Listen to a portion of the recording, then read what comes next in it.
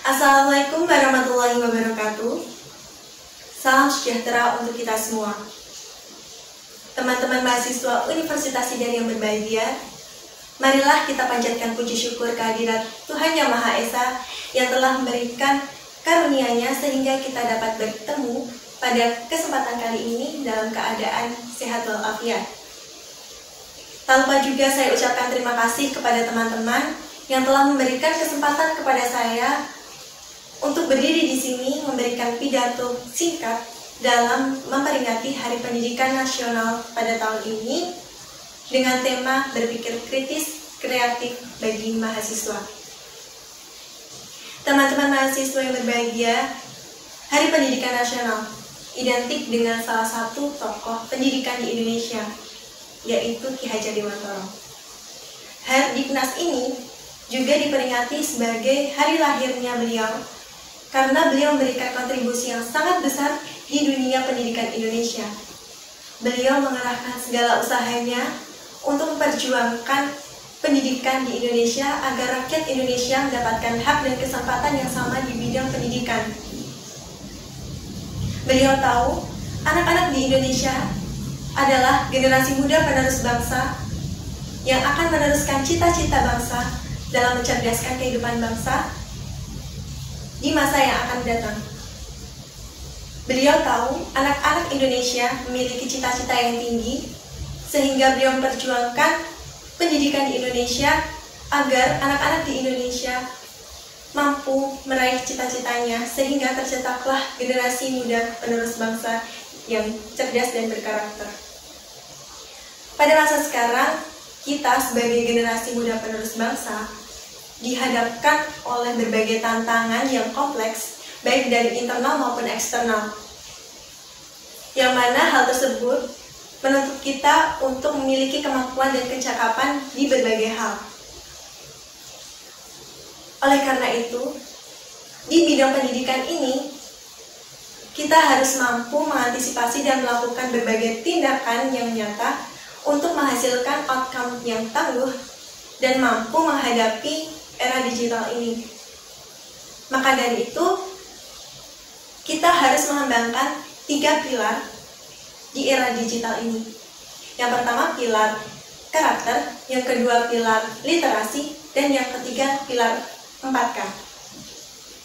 Yang pertama, pilar karakter meliputi karakter moral dan karakter kinerja. Dalam pilar ini terdapat 9 poin yang penting, yaitu nilai Pancasila, ketakwaan, integritas, rasa ingin tahu, inisiatif, kegigihan, kemampuan dalam beradaptasi, kepemimpinan, dan juga kesadaran akan sosial budaya. Pilar yang kedua yaitu literasi. Di sini tidak hanya sekadar baca, tetapi daya bacanya. Hal ini menjadi tantangan terberat untuk kita sebagai generasi muda penerus bangsa, karena Indonesia dikenal sebagai negara dengan tingkat literasi yang cukup rendah. Hal ini tidak dijadikan sebagai alasan kita untuk pesimis. Harusnya kita harus optimis meningkatkan tingkat literasi di negara Indonesia dengan cara melakukan dasar-dasar literasi seperti baca, tulis, berhitung, mempelajari teknologi komputer dan informasi, lalu ekonomi dan juga kewarganegaraan, sehingga nanti kita dapat berusaha untuk meningkatkan literasi di negara Indonesia. Yang terakhir yaitu pilar 4K, mencakup kompetensi, kritis, komunikasi, dan kolaborasi. Poin yang pertama yaitu kompetensi, lebih mengarah ke berpikir kreatif. Berpikir kreatif adalah suatu proses berpikir seseorang untuk menciptakan suatu hal yang baru dari hasil ide orisinilnya, pengalamannya, dan juga pengetahuannya. Yang kedua yaitu kritis, lebih mengarah ke berpikir kritis. Berpikir kritis adalah proses berpikir seseorang untuk membantu dalam menyelesaikan suatu hal, mengevaluasi suatu hal, dan juga menganalisis keputusannya sesuai dengan kepercayaan yang dia lakukan. Yang ketiga yaitu komunikasi. Komunikasi adalah proses penyampaian pesan dari komunikator kepada komunikan melalui suatu saluran dan terjadi feedback yang berasal dari komunikan kepada komunikator. Karakteristik komunikasi di era sekarang itu tidak luput dari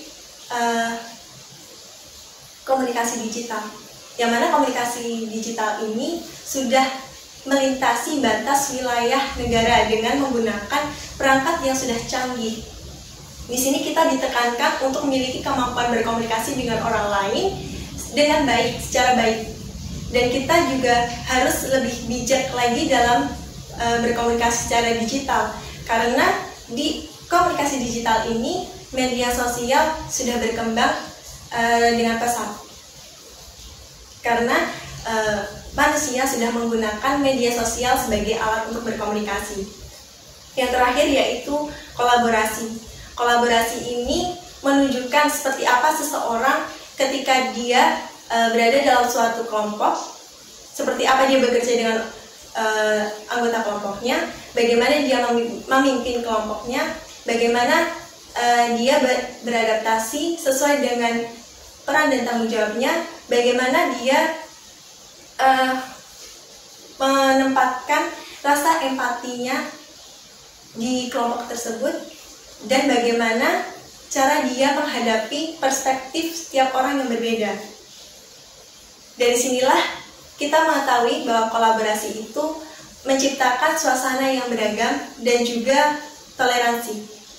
Maka dari itu teman-teman mahasiswa, kita sebagai generasi muda penerus bangsa harus mampu meningkatkan kemampuan kita dalam berpikir kritis, berpikir kreatif, berkomunikasi dengan orang lain, dan juga bekerja sama dengan orang lain, sehingga kita membawa dampak yang positif pada masa depan Indonesia. Teman-teman mahasiswa yang berbahagia, mungkin ini saja yang dapat saya sampaikan. Maaf apabila saya ada kesalahan dalam bertutur kata dan bersikap. Terima kasih. Wabillahi taufiq wal hidayah. Wassalamualaikum warahmatullahi wabarakatuh.